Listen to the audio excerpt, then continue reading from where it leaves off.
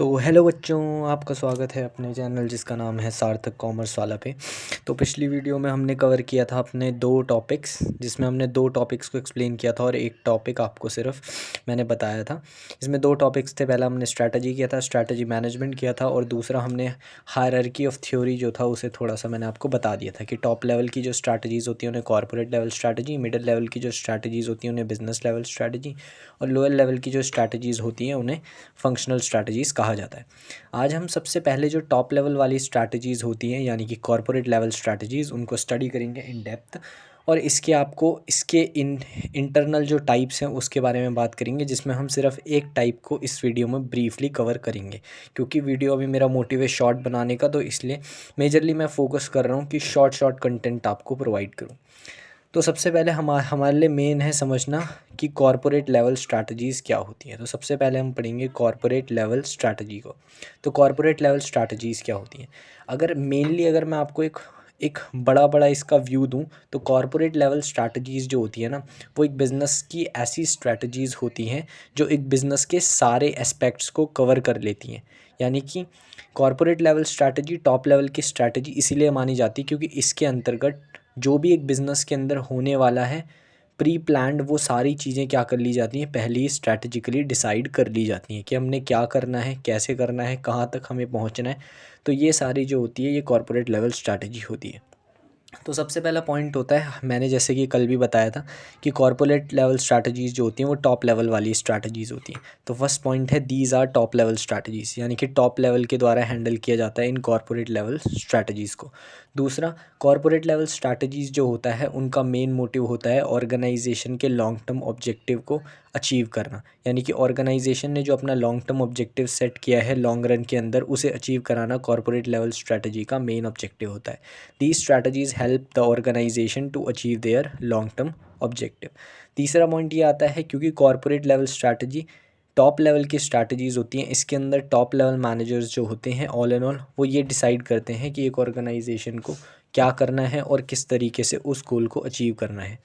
तो these strategies are initial level strategies जो help करती हैं डिसाइड करने में that what to do and how to do.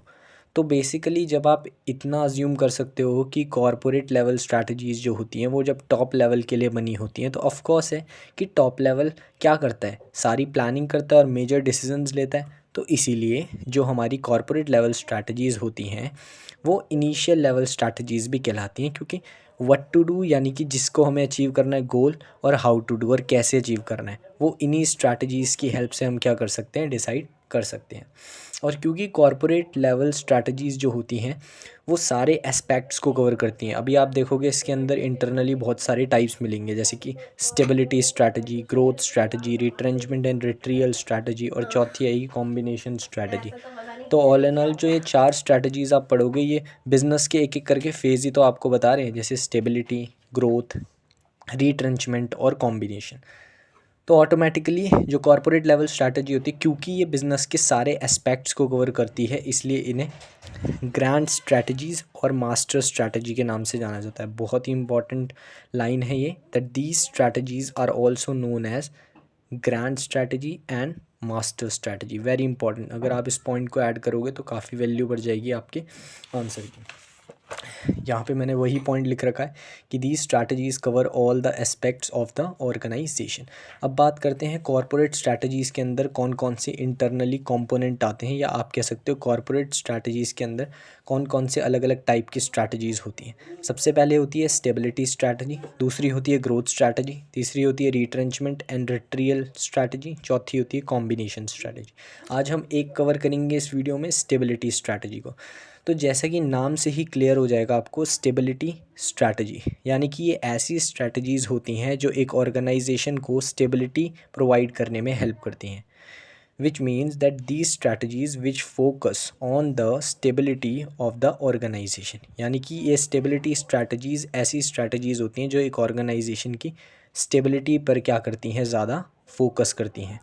दूसरा, क्योंकि स्टेबिलिटी पे फोकस करती हैं तो इसलिए स्टेबिलिटी स्ट्रैटेजी का जो पॉइंट ऑफ व्यू होता है एक ऑर्गेनाइजेशन के लिए वो ये होता है कि स्टेबिलिटी स्ट्रैटेजी ये कहती है कि एक ऑर्गेनाइजेशन को शुरुआती दौर में अपने करंट प्रोडक्ट पे ही ज़्यादा फोकस करना चाहिए, या जिस भी पर्टिकुलर प्रोडक्ट को बना रही है उस पे ज़्यादा वो ध्यान दे।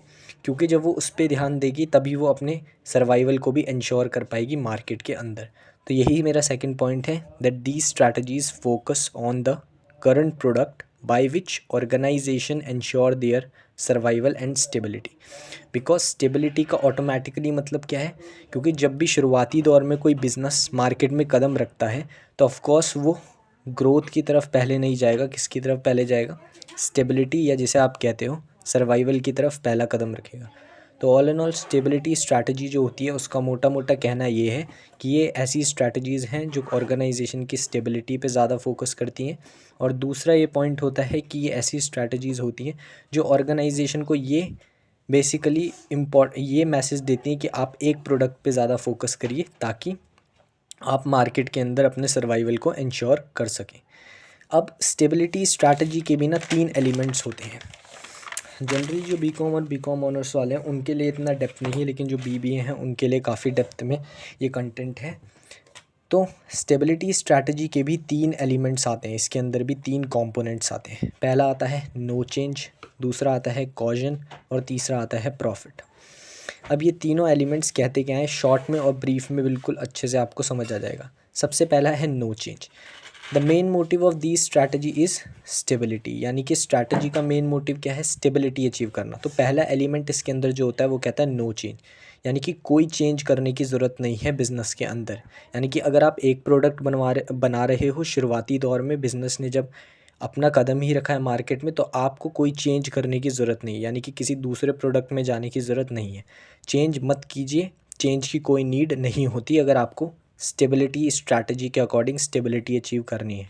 और दूसरा फोकस ऑन करंट प्रोडक्ट, यानी कि वही आप देख सकते हो दोनों जो नो चेंज के अंदर पॉइंट हैं वो एक दूसरे के बहुत हैंड टू हैंड जा रहे हैं, यानी कि कोई चेंज करने की ज़रूरत नहीं है और अपने करंट प्रोडक्ट पे ही फोकस कीजिए। ये होता है पहला एलिमेंट जिसका नाम है नो चेंज।